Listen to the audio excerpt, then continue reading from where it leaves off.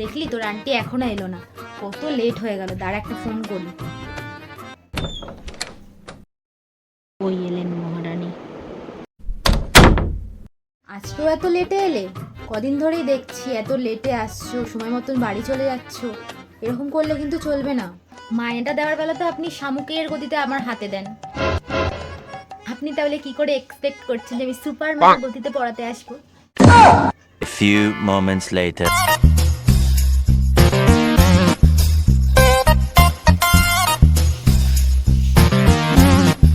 কি গো, আগের সপ্তাহে তো দুদিন আসলে না, আবার কালকেও ছুটি করলে। এইভাবে চলতে থাকলে তোর তো সিলেবাসই শেষ হবে না। 2 তারিখ থেকে ওর পরীক্ষা, তোর পরীক্ষার আগে সিলেবাস শেষ হবে কি হবে না সেই দায়িত্ব কি শুধু আমার এখন না? মাসে মাসে তো তোমাকেই টাকাগুলো দিচ্ছি, তুমি ঠেকা নেবে না তো কে ঠেকা নেবে? হ্যাঁ, আজকে মনে হয় আপনি চা পাতা দিতে ভুলে গেছেন। ওই তো 2-4 টাকা মাইনে দেন, তারপর ভিখারির মধ্যে যে কতবার চাইতে হয়, আবার সব টাকা আমার। এই তুমি কাল যে অঙ্কটা করে দিয়ে গেছিলে না, দেখো।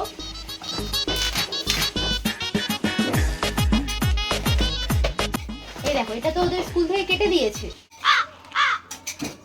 ও হ্যাঁ হ্যাঁ, এই অঙ্কটা তো এইভাবেই হবে। আপনি না এই এই দেখুন, এই বইয়ের যে 12 দাগের অঙ্কটা আছে না, একটা একটা স্কুল থেকে করে দিতে পারবেন?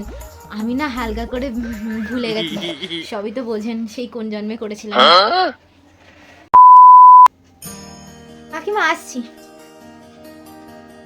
এত তাড়াতাড়ি পড়ানোও হয়ে গেল। আচ্ছা যাই হোক, ওর তো 2 তারিখ থেকে পরীক্ষা স্টার্ট হচ্ছে।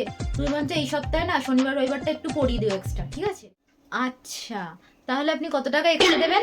এক্সট্রা টাকা কিসে? সবাই তো পরীক্ষার সময় এক্সট্রা পড়ায়। তুই সবার কথা বাদ দেন, আপনি আমার কথা শুনুন।